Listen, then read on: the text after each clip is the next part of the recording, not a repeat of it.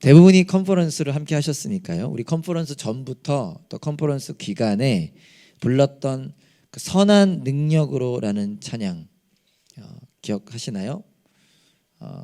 나중에 다시 한번 가사를 한번 보시면 좋겠는데 몇 번 나눴던 것처럼 본 회퍼라는 목사님께서 감옥 안에서 죽음을 앞두고 쓴 편지에 담긴 글이었습니다. 감사하게 컨퍼런스가 끝나고 장영부 카톡방에는 섬김이 분께서 또 그 좀 영상을 한번 올려주셨는데 저도 그 영상 보면서 도전을 받았는데 그 편지가 약혼녀에게 보낸 마지막 편지였다고 하더라고요. 그 편지에 담겨 있는 사실 시인데 그 시를 이제 찬송가로 또 이렇게 노래로 바꾼 것이 선한 능력으로라는 찬양입니다. 우리가 이 찬양을 부르면서 감동이 되었던 것 같아요. 저는 특별히 큰 감동을 부를 때마다 누리는 것 같은데 그 이유가 무엇일까요? 여러분은 별로 감동 안 되셨는지 모르겠지만 그 찬양을 부를 때 참 감동으로 불렀는데 그 이유가 여러 가지가 있겠지만 개인적으로 저에게는 이 본 회퍼라는 목사님이 감옥 안에 있었잖아요. 특히 죽음을 앞두고 있었잖아요. 그 어려운 시간 가운데 선한 능력, 결국 하나님을 바라본 것인데 그 가운데 하나님을 소망했기 때문입니다. 우리도 어려운 시간을 만나게 됩니다. 참 여러 가지 어려움을 만나게 되는데 너무도 연약하여 넘어지기 일쑤입니다. 저는 그래요. 어찌나 이렇게 잘 넘어지는지. 그러나 그럼에도 불구하고 저의 마음 안에, 제 안에, 그리고 생각하기엔 여러분들 안에 무엇이 여전히 있는 것입니까? 하나님을 소망하는 것에 대한 갈망이 있기 때문이에요. 넘어지지만 또 넘어질 것이지만 그래서 자격 없고 창피하기도 하지만 부끄럽기도 하지만 여전히 하나님이 나의 하나님이십니다라는 갈망이 있기 때문이 아닐까. 여러분 그렇지 않으신가요? 저만 그런가요? 오늘부터 3번에 걸쳐서 아까 얘기했지만 히브리서 11장을 살펴보고자 합니다. 컨퍼런스를 마친 시점에 이 말씀을 좀 나누면 좋겠다라는 마음이 계속 있어서 원래 지난주부터 나누려고 했는데 이제 오늘부터 나누는데요. 히브리서는 누가 썼는지는 알 수 없는 책입니다. 아주 다양한 견해가 있지만 확실할 수는 없는 책인데 누구에게 보낸 편지인지는 아는데요. 누구에게 보냈느냐? 유대인 그리스도인들에게 보냈습니다. 그러니까 이스라엘 사람들 가운데 예수님 믿게 된 자들에게 쓴 편지가 히브리서입니다. 왜 이 편지를 보냈는가? 유대인 그리스도인들이 어려움 가운데 있었어요. 너무 이제 여러분들 많이 들으셔서 좀 안 와닿을지 모르겠지만 그들이요 예수님을 믿는다는 이유로 고난을 받았고 비방을 받았고 감옥에 갇히기도 했고 소유를 빼앗기기도 했습니다. 아마 다다음 주쯤에 더 자세히 살펴보겠지만 여러 가지 어려움을 겪었습니다. 그래서 그로 인하여 신앙의 위기를 겪게 됩니다. 한마디로 믿음이 흔들린 거죠. 우리가 얘기하는 믿음이 흔들린 거죠. 하나님 정말 살아 계신 걸까? 지금도 나와 함께 하신 걸까? 나 이대로 살아도 되는 걸까라는 신앙의 믿음의 위기를 겪게 되죠. 그 이야기를 들은 히브리서 기자가 그들을 편지를 통해서 격려하는 것입니다. 우리가 히브리서를 오늘은 이번에는 다 보지 못하고 11장부터 보니까 그 바로 앞장 10장 20절부터 23절까지만 제가 한번 읽어보겠습니다. 어떻게 격려하느냐? 이렇게 격려합니다. 예수님께서는 휘장을 뚫고 우리에게 새로운 살 길을 열어주셨습니다. 그런데 그 휘장은 곧 그의 육체입니다. 그리고 우리에게는 하나님의 집을 다스리시는 위대한 제사장이 계십니다. 그러니 우리는 확고한 믿음을 가지고 참된 마음으로 하나님께 나아갑시다. 우리는 마음에다 예수의 피를 뿌려서 죄책감에서 벗어나고 맑은 물로 몸을 깨끗이 씻었습니다. 또 우리에게 약속하신 분은 신실하시니 우리는 흔들리지 말고 우리가 고백하는 그 소망을 굳게 지킵시다. 설명은 하지 않겠습니다. 어떤 내용인지 어느 정도 아시겠죠? 예수님 살아계시니 그 예수님 바라보자 이 얘기죠. 나에게 왜 이런 어려움이 오는 걸까? 이해할 수 없었고요. 힘들었고요. 의심도 생겼습니다. 그러니까 믿음이 흔들리는 거잖아요. 그런데 그런 그들에게 히브리서 기자가 말하는 것입니다. 어쩌면 연약한 우리 인간이 당연한 반응 아닐까? 이해할 수 없고 힘들고 의심도 생기지만 그렇지만 예수님으로 살아낼 수 있습니다 라고 선포하는 것입니다. 그리고 나중에 살펴보겠지만 38절에 보면 하나님의 의인은 믿음으로 살아낼 수 있습니다. 오늘 찬양했잖아요. 오직 의인은 믿음으로 말미암아 살리라. 유명한 말씀이잖아요. 그 말씀을 인용하면서 이야기하는 것입니다. 우리는 믿음으로 살아낼 수 있습니다. 아멘. 히브리서 기자는 히브리서 11장을 통해서, 여러분 히브리서 11장의 별명 아시죠? 전생들 제외하고 혹시 아시는 분? 히브리서 11장을 무슨 장이라고 그러죠? 힌트 하나 드리면 고린도전서 11장 맞나요? 13장을 이것도 몰라 사랑장이라고 하잖아요. 그럼 우리 히브리서 11장을 뭐라고 할까요?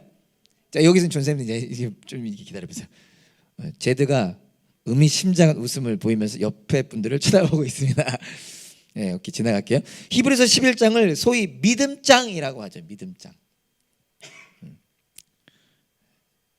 믿음의 선조, 믿음의 선배들의 모습을 보여줍니다.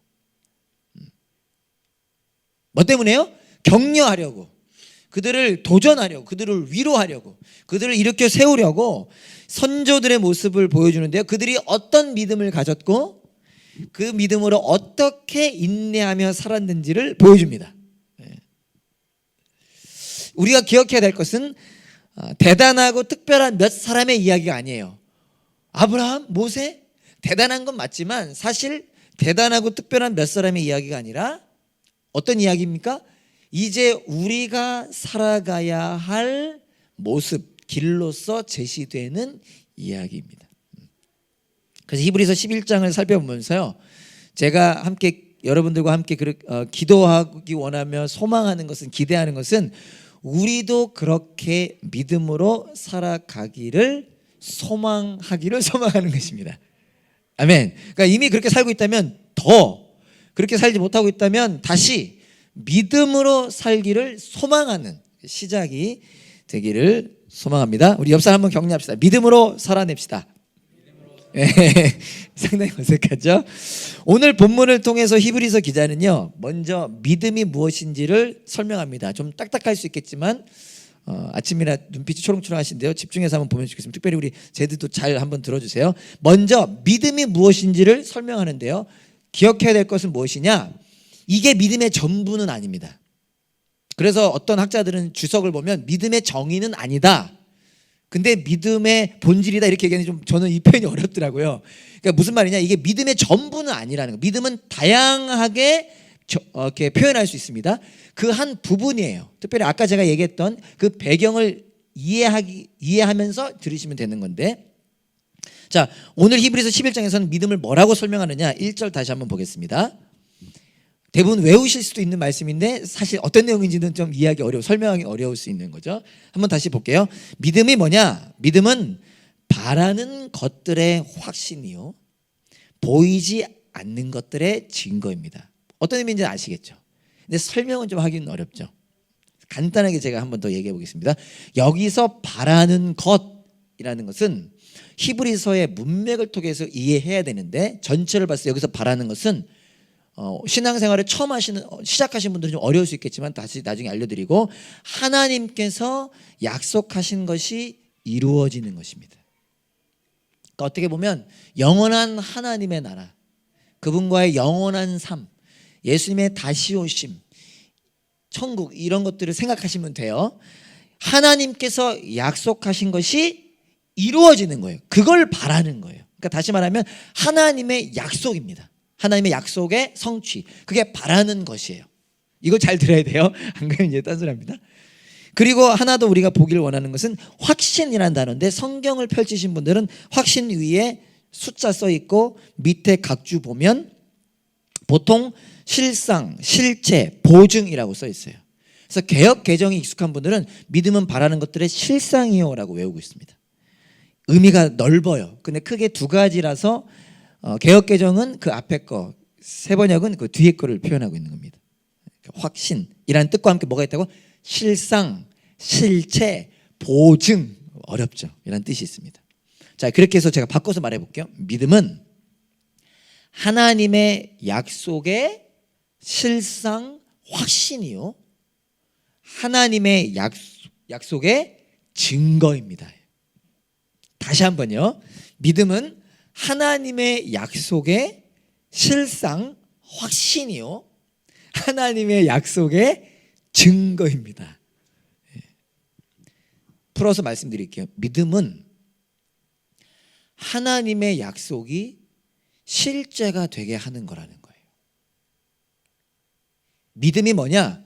하나님이 우리에게 약속하셨는데 그게 뜬구름 잡는 저 추상적인 소설과 같은 이야기가 아니라 나에게 진짜 실제 현실이 되게 하는 것이 믿음이라는 거예요. 그러니까 믿지 않는 자들, 믿음이 없는 자들은 하나님의 약속 코웃음 칠 수 있는 이야기지만, 믿음을 받은 자들, 믿음을 갖게 된 자들에겐 하나님의 약속이 그 무엇보다 진짜인 것입니다. 그래서 하나님의 약속을 확신할 수 있게 하고 하나님의 약속을 볼 수 있게 하는 것이 믿음이라는 거예요. 이해되세요? 이게 믿음이라는 거예요. 예를 들어 드릴게요. 예수님께서 마태복음 28장에서 제자들에게 뭐라고 약속하십니까? 내가 세상 끝날까지 항상 너희와 함께 있을 것이다. 그죠? 우리에게도 하시는 약속이죠. 자, 믿음이란 무엇이냐? 예수님의 그 함께 하심이 실제가 되게 하는 거예요. 즉 우리가 지금 믿음이 있다면, 믿음의 크고 작음 때문에 좀 다르게 느껴질 수 있지만, 믿음이 있다면 지금 예수님이 함께 하시는 것이 진짜이며 현실인 것입니다. 그래서 그 예수님이 함께 하심을 확신할 수 있고 그것을 볼 수 있게 되는 것이 믿음이라는 거예요. 오케이. 이 믿음에 대해서 히브리서 기자는 좀 더 자세히 설명합니다. 3절과 6절을 통해 좀 더 자세히 설명하는데, 한번 3절을 먼저 보겠습니다. 믿음으로 우리는 세상이 하나님의 말씀으로 지어졌다는 것을 깨닫습니다. 보이는 것은 나타나 있는 것에서 된 것이 아닙니다. 자, 여기서 믿음으로 사는 것이 무엇이라고 이야기하죠? 하나님께서 세상을 말씀으로 지으셨다는 것을 깨닫게 되고 알게 되는 게 믿음이라는 거예요. 창세기 1장 1절 다 같이 한번 읽어봅시다. 시작. 태초에 하나님이 천지를 창조하셨다. 요한복음 1장 3절 다 같이 한번 읽어봅시다. 시작. 모든 것이 그로 말미암아 창조되었으니 그가 없이 창조된 것은 하나도 없다. 우리에게 아주 익숙한 말씀이죠. 우리가 살아가는 이 땅, 멜번, 그리고 저 하늘, 나무, 새, 바람, 그 모든 것들은 우연히 생긴 것도 아니고 그냥 생긴 것도 아니라 하나님께서 친히 말씀으로 만드셨다라는 것을 알게 되는 것이 믿음이라는 거예요. 즉 믿음으로 살아가는 사람들은 누구냐? 이 모든 것이 하나님이 만드셨다라는 것을 그냥 머리로 하는 거 중요하지만 나의 온 삶이 고백하며 살아가게 되는 것이 믿음이라는 것입니다. 하나님께서 창조하셨다라는 것을 깨달아 아는 것은요, 하나님께서 모든 것을 다스리신다는 것을 깨달아 아는 것도 포함합니다. 온 우주 만물을 창조하신, 만드신 하나님이 만들고 끝이 아니라 모든 것을 친히 다스리고 계신다는 거예요. 다 알 수는 없지만, 예를 들어 우리 많이 선포했었죠. 코로나랑 같은 경우도 하나님이 다 알고 계셨고 그 가운데 여전히 하나님은 우리 모두를 다스리고 계셨다는 것을 포함해요. 이것이 여러분 히브리서라는 편지의 첫 독자들에게는 어떻게 다가가는 겁니까? 아까 짧게 말씀드렸지만 히브리서는 누구에게 쓴 편지라고 그랬어요? 믿는다는 이유로 박해를 받고 고난을 당하고 갇히기도 하며 소유를 빼앗기기도 하는 그 여러 가지 어려움을 겪는 사람들에게 쓴 편지라고 그랬잖아요. 아프고 힘들고 이해되지 않는 그 상황들 속에서 히브리서 기자가 어떻게 격려하는 것입니까? 그 상황보다 크신 하나님을 다시 혹은 더 깊이 기억하고 바라보게 하는 것입니다. 여러분들에게 믿음이 있지 않습니까? 그 믿음은 이것이잖아요 라면서 격려하는 것입니다. 여러분, 그래서 믿음으로 사는 사람은 어떻게 사는가? 두 번째 설명이죠. 6절입니다. 믿음이 없이는 하나님을 기쁘게 해드릴 수 없습니다. 하나님께 나아가는 사람은 하나님이 계시다는 것과 하나님은 자기를 찾는 사람들에게 상을 주시는 분이시라는 것을 믿어야 합니다. 하나님은 자기를 찾는 사람들에게 상을 주신대요. 상이 뭘까요? 상은 사실 큰 의미가 있긴 하지만 가장 중요한 의미는 여기서 상이라는 단어가요, 보상, 임금이라는 뜻이 갖고 있거든요. 임금님 말고 임금 준다 할 때 그 임금이요. 결국 하나님이 우리에게 주시는 상의 가장 핵심, 가장 귀한 것은 무엇이냐? 하나님께서 당신의 자녀를 사랑하시고 안아주시고 인도해 주시고 포기하지 아니하시고 책임지신다라는 것을 의미한다고 볼 수 있습니다. 즉 믿음으로 사는 것은 어떤 것입니까? 이 사실을 알기 때문에 하나님께 나아가는 거예요. 세상을 지으시고 세상을 다스리시는 하나님께서 나를 사랑하시고 나를 책임지시고 나를 인도해 가신다는 것을 알기 때문에 그 하나님을 바라보고 찾고 의지하며 살아가는 것이 믿음으로 살아가는 것이에요. 먼저 하나님의 나라와 의를 구하라 라는 뜻이죠. 그게 믿음이라는 거예요. 사랑하는 여러분, 이 믿음으로 살아가는 저와 여러분들 되기를 소망합니다. 믿음으로 살아가는 것 당연한 것이지만 다시 한번 우리가 믿음을 점검하면서 믿음을 기억하면서 믿음을 소망하면서 살아가길 원합니다. 다시 요약합니다. 하나님이 살아 계시다는 것을 아는 자로. 루터 아내가 그랬다 그랬나요? 루터가 고민하니까 왜 하나님이 죽은 사람처럼 살아가느냐라고 얘기했다고 하지 않습니까? 연약하니까 그럴 수 있지만 다시 한번 우리는 일어나 하나님이 살아계시다는 것을 아는 자로 살아가길 원하고요. 그 하나님이 나를 사랑하시고 나를 인도하시며 나를 포기치 않으시고 나를 책임지신다는 것을 아는 자로, 그래서 그 하나님께 나아가는 자로 살아가는 우리 모두가 될 수 있기를 간절히 소망합니다. 이것이 믿음으로 사는 사람입니다. 믿음이 무엇인지를 설명하면서 히브리서 기자는 그 믿음으로 살아간 선조, 선배들에 대해서 이야기합니다. 되게 재미있는 부분이죠. 믿음을 설명만 하면 딱딱한데 재미있는 부분인데요. 오늘 1절부터 7절까지는 3명이 등장합니다. 간단히만 살펴볼게요. 이분들의 스토리를 다 살피려면 사실 한 주 한 주 설교해야 되지만 오늘은 이 본문에 나와 있는 것도 다 다루지 못하고 본문 중에 한 부분들만 좀 간단히 나누면서, 나눈 이유는 무엇입니까? 우리가 그 선배님들을 바라보면서 기억하면서 살아가는 것입니다. 첫 번째 인물은 아벨입니다. 4절 한번 볼까요? 아벨은, 제가 한번 읽어보겠습니다. 믿음으로 아벨은 가인보다 더 나은 제물을 하나님께 드렸습니다. 이런 제물을 드림으로써 그는 의인이라는 증언을 받았으니 하나님께서 그의 예물에 대하여 증언하여 주신 것입니다. 그는 죽었지만 이 믿음으로 말미암아 아직도 말하고 있습니다. 아벨은요, 믿음으로 살았는데 어떤 모습이 표현되죠? 믿음으로 하나님께 더 나은 제물을 드렸어요. 다른 번역으로 더 나은 제사를 드렸습니다. 우리식으로 말하면 더 나은 예배를 드렸습니다. 믿음으로 더 나은 제사, 예배, 제물.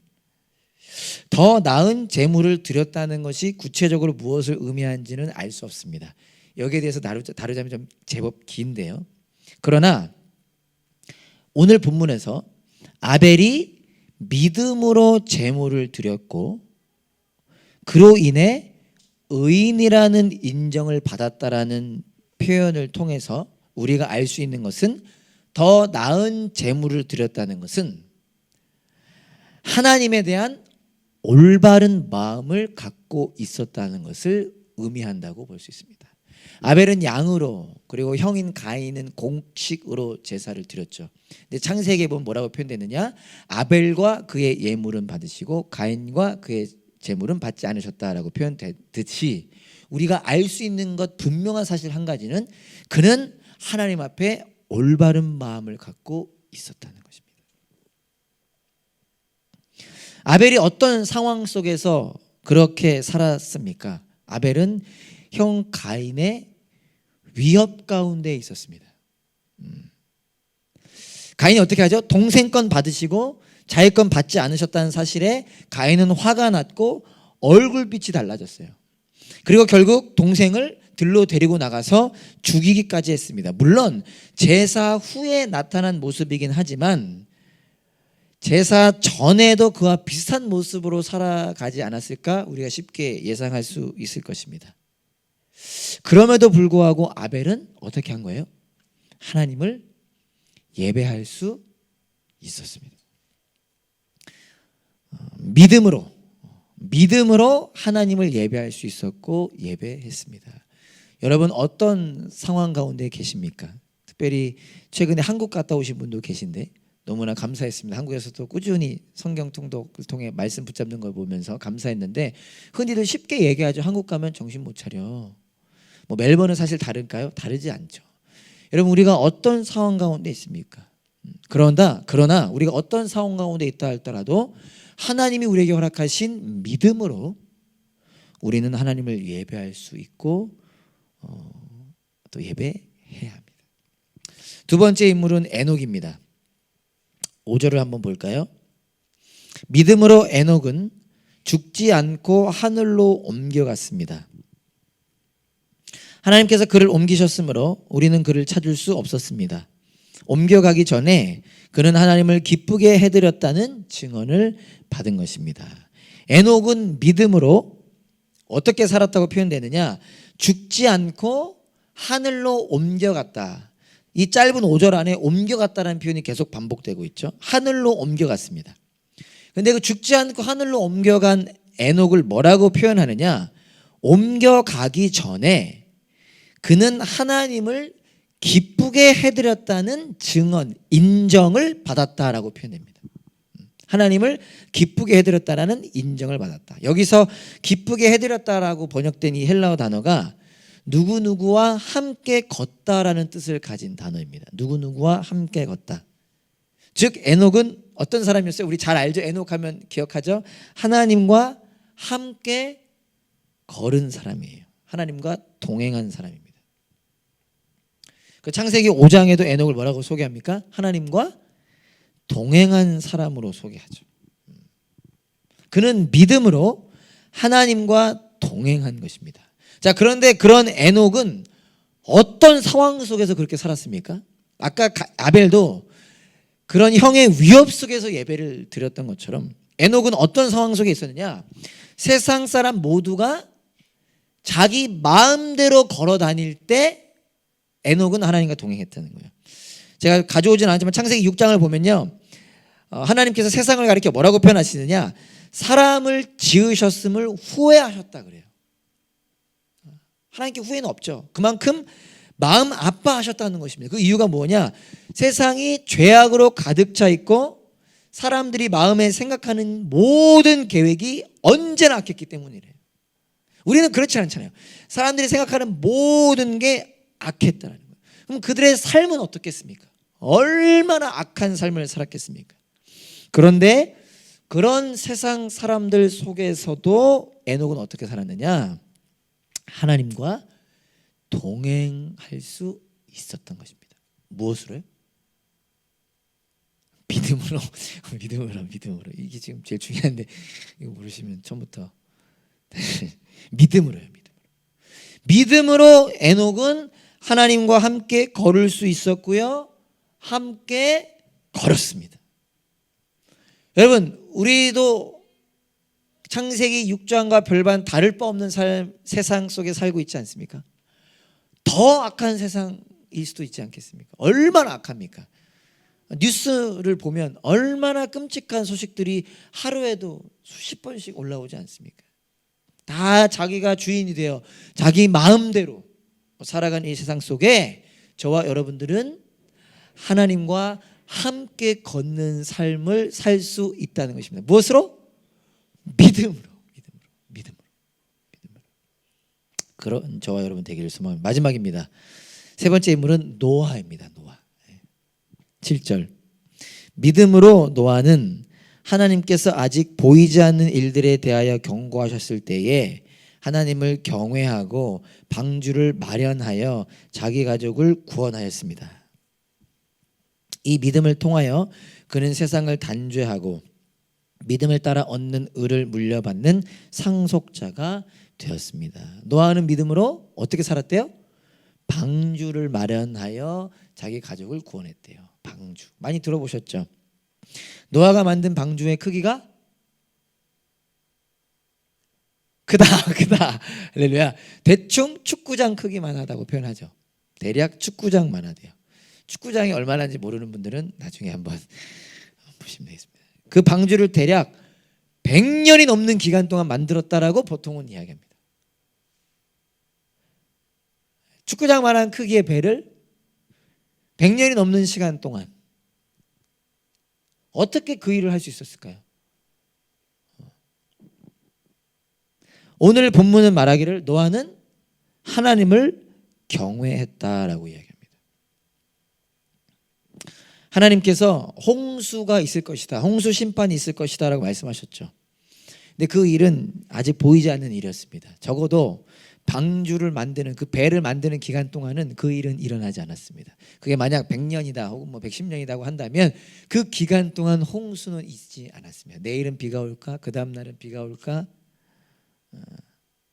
심지어 사람들은 그런 노아를 비웃고 조롱했을 것입니다. 얼마나 조그마한 배 만드는 것도 아니고 아침에 일어나서 잘 때까지 배만 만들지 않았겠습니까? 뭐 다른 거 했을 수도 있지만 얼마나 우스웠겠습니까?